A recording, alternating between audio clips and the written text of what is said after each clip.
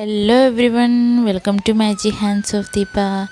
എന്തൊക്കെയുണ്ട് വിശേഷം? എല്ലാവർക്കും സുഖമായിട്ടിരിക്കുകയാണല്ലോ അല്ലേ? അപ്പോൾ ഇന്നത്തെ നമ്മുടെ സ്പെഷ്യൽ കോവയ്ക്ക വെച്ചിട്ടൊരു റെസിപ്പിയാണ്.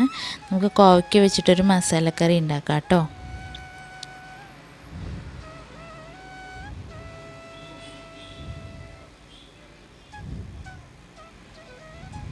ഹലോ ഫ്രണ്ട്സ്, ഞാൻ Deepa Rajesh. Welcome to the video.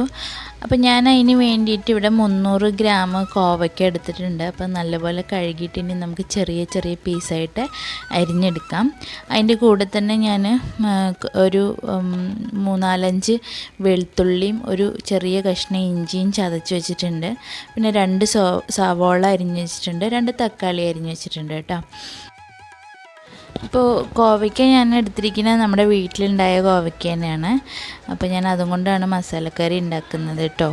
ഇതിന് മുന്നേ ഞാൻ കോവയ്ക്ക തോരൻ ഉണ്ടാക്കിയിട്ടുണ്ടായിരുന്നു. അത് നമ്മുടെ വീട്ടിലുണ്ടായ കോവയ്ക്കയും കൊണ്ട് തന്നെയാണ്.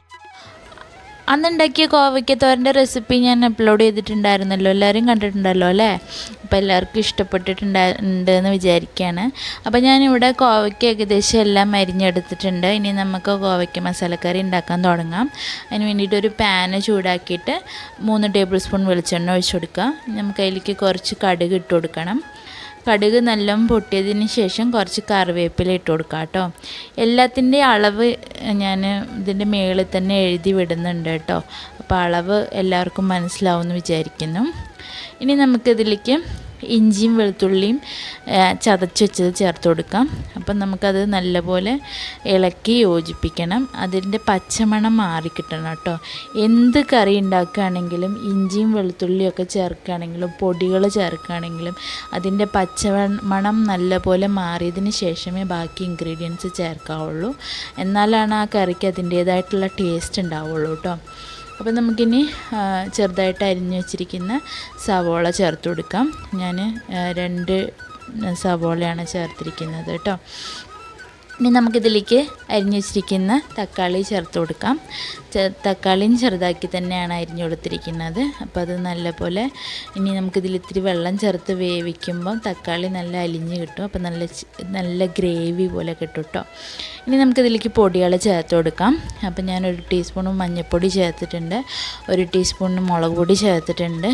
ഇനി നമുക്ക് കുറച്ച് മല്ലിപ്പൊടി ചേർത്ത് കൊടുക്കാം. 1 ടീസ്പൂൺ മല്ലിപ്പൊടി ചേർത്തിട്ടുണ്ട്.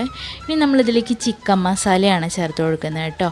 1 ടീസ്പൂൺ ചിക്കൻ മസാല ചേർത്ത് കൊടുക്കാം. പിന്നെ നമ്മളിതിലേക്ക് 1 ടീസ്പൂണ് ജീരകപ്പൊടിയാണ് ചേർത്ത് കൊടുക്കുന്നത്. ജീരകപ്പൊടി നമ്മളിതിലേക്ക് ചേർത്ത് കൊടുക്കുമ്പോൾ എന്താ പ്രത്യേകത എന്ന് വെച്ചിട്ടുണ്ടെങ്കിൽ ഈ കറിക്കൊരു നോർത്ത് ഇന്ത്യൻ ടച്ച് കിട്ടും. അതിനാണ് അവർ അധികം ജീരകം യൂസ് ചെയ്യുമല്ലോ. അപ്പോൾ അതിന് വേണ്ടിയിട്ടാണ് നമ്മൾ ജീരകപ്പൊടി ചേർത്ത് കൊടുക്കുന്നത്. ഇനി നമുക്കതിലേക്ക് കുറച്ച് ഉപ്പും കൂടി ചേർത്ത് കൊടുക്കാം. 1 ടീസ്പൂൺ ഉപ്പാണ് ഞാൻ ചേർത്ത് കൊടുക്കുന്നത്. നിങ്ങൾ നിങ്ങളുടെ ആവശ്യത്തിനനുസരിച്ചുള്ള ഉപ്പ് ചേർത്ത് കൊടുക്കുക. എല്ലാവർക്കും ഓരോരോ ടേസ്റ്റ് ആയിരിക്കുമല്ലോ ഉണ്ടാവുക. അപ്പം ഞാനിനി ഇതിലേക്ക് കുറച്ച് വെള്ളം ചേർത്ത് കൊടുക്കുകയാണ്. അത് ഞാൻ ചെറിയ ചൂടുവെള്ളമാണ് ചേർത്ത് കൊടുക്കുന്നത്. പച്ചവെള്ളം ഈ സ്റ്റേജിൽ ചേർത്ത് കൊടുക്കരുത്. ഇപ്പോൾ ചേർത്ത് കൊടുത്തിട്ടുണ്ടെങ്കിൽ നമ്മുടെ കറിക്ക് ഒരു പച്ച ടേസ്റ്റ് വരും. അതായത് നമ്മൾ കൂട്ടുമ്പോഴേ അതിനൊരു പച്ചവെള്ളം ചുവയ്ക്കും. അതുകൊണ്ടാണ് പറയണത് പച്ചവെള്ളം ചേർക്കരുതെന്ന്. ഇനി നമുക്കിതിലേക്ക് അരിഞ്ഞു വെച്ചിരിക്കുന്ന കോവയ്ക്ക ചേർത്ത് കൊടുക്കാം കേട്ടോ. കോവയ്ക്ക ചേർത്തിട്ട് നല്ലപോലെ മിക്സ് ചെയ്ത് കൊടുക്കുക. അപ്പോൾ ഞാനിവിടെ 300 ഗ്രാം കോവയ്ക്കാണ് അരിഞ്ഞെടുത്തിരിക്കുന്നത് കേട്ടോ. അപ്പോൾ ഇനി നമുക്കിതിലേക്ക് വേറൊന്നും ചേർത്ത് കൊടുക്കാനില്ല, കുറച്ച് മല്ലിയില മാത്രമേ ചേർത്ത് കൊടുക്കാനുള്ളൂ. അപ്പോൾ നമ്മൾക്കിതൊന്ന് നല്ലപോലെ ഇളക്കി കൊടുക്കാം. ഇനി നമുക്കിതിലേക്ക് ഇപ്പോഴത്തേക്ക് കുറച്ചൊരു ചാറ് വേണമെന്നല്ലേ, അപ്പം നമുക്ക് അതിലേക്ക് ഒരിച്ചിരി ചൂടുവെള്ളം കൂടി ചേർത്ത് കൊടുക്കാം. അപ്പോൾ കുറച്ചും കൂടി ചാറ് ആയി വരുന്നതാണ് കേട്ടോ. അപ്പോൾ ഇനി നമുക്ക് വെള്ളം ചേർത്ത് കൊടുത്തിട്ട് അടച്ചു വെച്ചിട്ട് വേവിക്കാം. മീഡിയം ഫ്ലെയിമിൽ വേവിച്ച് കൊടുത്താൽ മതി. ഈ കോവയ്ക്ക വേകുന്ന സമയം ഏകദേശം അറിയാമല്ലോ, ഒരു 10-12 മിനിറ്റിനുള്ളിൽ നമുക്ക് കോവയ്ക്ക നല്ലപോലെ വെന്ത് കിട്ടും. അപ്പോൾ ഞാനിത് ഇവിടെ അടച്ചു വെച്ച് വേവിക്കുകയാണ്. അപ്പം നമുക്ക് ഇനി വെന്തോന്നൊന്ന് നോക്കാം. അപ്പോൾ ഇതിൽ ഏകദേശം ചാറുണ്ട്. ഇത്ര ചാറ് മതി എന്നുള്ളവർക്ക് ഇത്ര വെള്ളം ഒഴിച്ചാൽ മതി. ഇനി നല്ലോണം കുറച്ചും കൂടി ചാറ് വേണമെന്നുള്ളവർക്ക് കുറച്ചും കൂടി ചൂടുവെള്ളം ഒഴിച്ച് കൊടുക്കാം കേട്ടോ. അപ്പം നമ്മുടെ കറി ഏകദേശം ഇവിടെ റെഡി ആയിട്ടുണ്ട്. ഇനി നമുക്കിതിലേക്ക് കുറച്ച് അരിഞ്ഞു വെച്ചിരിക്കുന്ന മല്ലിയിലയും കൂടി ചേർത്ത് കൊടുക്കാം.